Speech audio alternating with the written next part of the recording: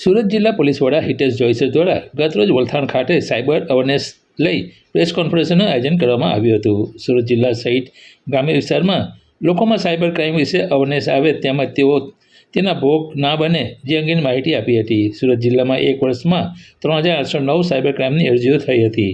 ખાસ કરીને નાણાકીય ઘટનાના ભોગ વધુ બન્યા હતા. નાણાકીય ઘટનાને લઈ થયેલા ફ્રોડમાં પોલીસે અત્યાર સુધીમાં કુલ 2,38,98,998 જેટલી રકમ પરત આપવામાં આવી છે, જ્યારે રૂપિયા 1,19,28,293 રકમ પરત આપવા માટે કાર્યવાહી શરૂ કરી છે. 20થી વધુ યુનિવર્સિટી કોલેજ સાયબર અવેરનેસ કાર્યક્રમ યોજી જનજાગૃતિ માટે અભિયાન ચાલુ કરવામાં આવ્યું છે અને જો કોઈ ઘટનાનો ભોગ બને તો તરત જ ટોલ ફ્રી નંબર ઉપર ફોન કરી ફરિયાદ નોંધાવી શકવાથી પરત પૈસા મેળવી શકાય છે.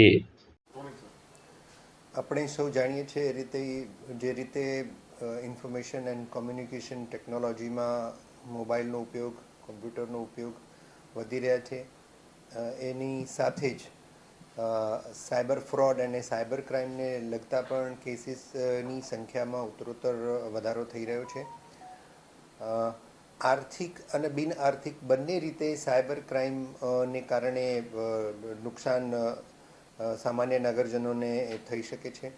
એના માટે આપ સૌ મીડિયાના મિત્રોના માધ્યમથી એક લોક જાગૃતિનું અભિયાન ગુજરાત પોલીસ અને માનનીય ડીજીપી સાહેબના માર્ગદર્શન હેઠળ ચલાવવામાં આવી રહ્યું છે, જેના અનુસંધાને આજે આપણે સૌ મળ્યા છીએ. અમુક વિષયો જેમ કે આપણે વાત કરીએ તો સાયબર ક્રાઇમની જે હેલ્પલાઇન છે એ 1930. સાયબર ક્રાઇમના કોઈ પણ પ્રકારે કોઈ પણ વ્યક્તિ ભોગ બનતો હોય તો એણે નિસંકોચ કોઈપણ જાતના ડર કે ભય વગર, શરમ સંકોચ વગર 1930 ઉપર પોતાની કમ્પ્લેન્ટ રજીસ્ટર્ડ કરી દેવી જોઈએ અને આ જ કમ્પ્લેન્ટ તમારા નજીકના પોલીસ સ્ટેશન અને સાયબર સેલને મળશે અને ત્યાંથી કાર્યવાહી કરવામાં આવશે.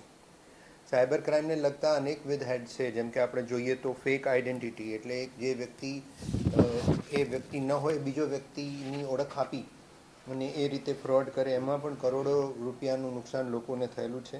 સૌથી મોટું નુકસાન ઇન્વેસ્ટમેન્ટના જે શેર માર્કેટ અને ઇન્વેસ્ટમેન્ટને લગતા ફ્રોડ છે એમાં થાય છે. ત્યાર પછી કાર્ડ ફ્રોડ છે, ઓનલાઈન શોપિંગ ફ્રોડ, ઓટીપી વગરનો જે ફ્રોડ છે, લોન એપ્લિકેશન ફ્રોડ, કોઈ લિંક મોકલવામાં આવે અને એના ઉપર આપણે ક્લિક કરી ડેટા ચોરી થઈ જાય અને પછી આપણી પાસેથી પૈસા માંગવામાં આવે.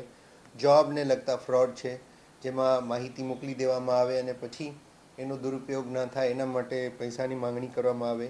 બુકિંગ ફ્રોડ, ઓનલાઈન બુકિંગમાં જે ફ્રોડ થતા હોય છે એ. સોશિયલ મીડિયામાં ફેક પ્રોફાઇલ બનાવી દેવી, સાયબર બુલિંગ કરવું, સાયબર સ્ટોકિંગ કરવું, મતલબ એક ઓનલાઈન પ્રકારનું એક ટ્રેક કરવું કોઈ પણ દીકરી કે કોઈ પણ સ્ત્રીને કે ઇવન કોઈ મેલને પણ આમાં થઈ શકે. પછી કોઈ પણ ટાસ્ક આપીએ કે આ ગેમ તમે રમો કે આટલા કાઉન્ટ તમે આ એપ્લિકેશન પર પૂરા કરો એટલે તમને આટલા રૂપિયા આપવામાં આવશે. પછી કસ્ટમર કેર, ખોટા કસ્ટમર કેરના આપણને મેસેજીસ અને ફોન આવે. પછી ઓટીપી માંગવા માટેના ફ્રોડ, એ પણ એક અગત્યનો મુદ્દો છે. ન્યૂડ વિડીયો કોલ પણ હાલ ખૂબ જ ચલતમાં છે. લોકો સામાજિક બદનામી ના થાય એના કારણે ભોગ બની જતા હોય છે, હજારો લાખો રૂપિયામાં છેતરાઈ જતા હોય છે અને પોલીસ સમક્ષ આવતા નથી.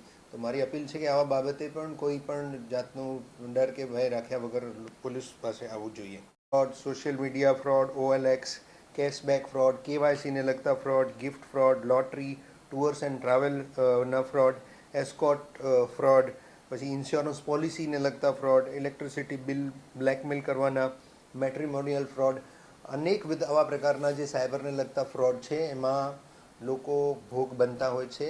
સાયબર ક્રાઇમથી બચવા માટેનો સૌથી ધારદાર હથિયાર હોય તો સાયબર અવેરનેસ છે.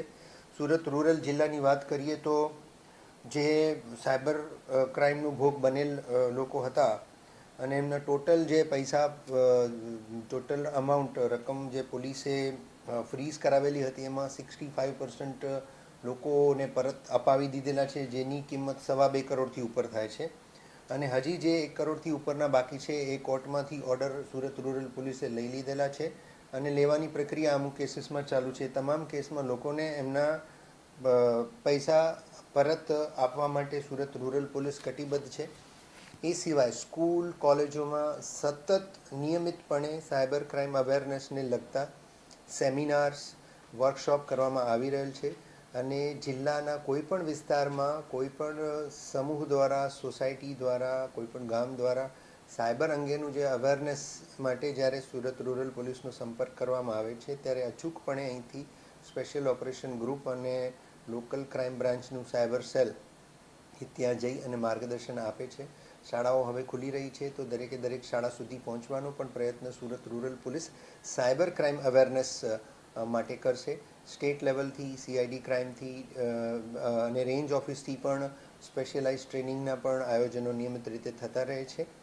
ઇન શોર્ટ, આજે આપ સૌ મીડિયાના મિત્રોના માધ્યમથી અમે એક સંદેશ આપવા માંગીએ છીએ કે સાયબર અવેરનેસ અને સાયબર ડિસિપ્લિન આપણા માટે ખૂબ જ અગત્યનું છે. અને કોઈપણ વ્યક્તિ જ્યારે કોઈ લોભ, લાલચ કે ભયમાં આવી જાય ત્યારે એનું સાયબર વિક્ટિમ બનવાની પ્રોબેબિલિટી, એની સંભાવના ખૂબ વધારે રહે છે. આપણે સૌ જાણીએ છીએ કે ચેતો નર સદા સુખી, એ સૂત્રને સાર્થક કરતાં આપણે સૌ પણ એક સાયબર અવેર સિટીઝન બનીએ, એક સાયબર વોરિયર બની અને આપણી નજીકના લોકોને જાગૃત કરીએ કે જેથી આવા બનતા બનાવોને આપણે અટકાવી શકીએ. સિનિયર સિટીઝન પણ આનું સૌથી મોટો જે ડોસાઇલ ટાર્ગેટ બનતા હોય છે.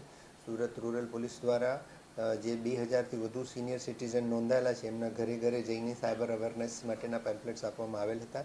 એ એક્સરસાઇઝ ફરીથી આપણે રિપીટ કરીશું અને આપણે સૌ આમાં જાગૃત બનીએ અને લોકોને પણ જાગૃત કરીએ. તેમજ 1930 સાયબર હેલ્પલાઇનનો પૂરતો ઉપયોગ કરી અને સાયબર ગુનેગારોને ગુના કરતાં અટકાવવામાં જોડાઈએ એવી આપ સૌને હું અપીલ કરું છું.